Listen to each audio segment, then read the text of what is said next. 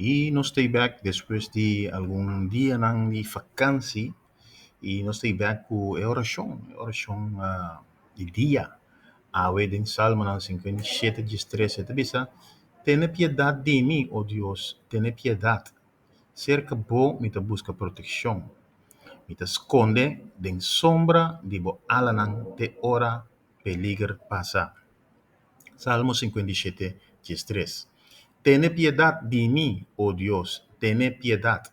Cerca bo me te busca protección, me que esconde den sombra de bo alanan te ora peligro pasa.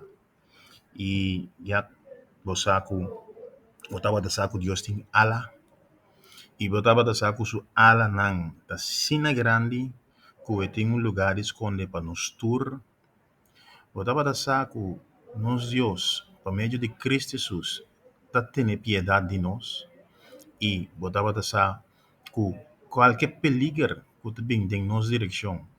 Simplesmente nós temos que quedar na sombra de sua ala. É um gosali fora de boa de sombra de sua ala, lo ele que é consequência de peligro. Pero é um queda boa de sombra de sua ala lo está proteger. Felizmente, Tata Santo nos está agradecido para el pueblo y nos está pedido para bendicionar ese man aquí. Bendicionarnos y háganos que da body sombra nandibo alanan, de nombre de Cristo Jesús. Feliz día.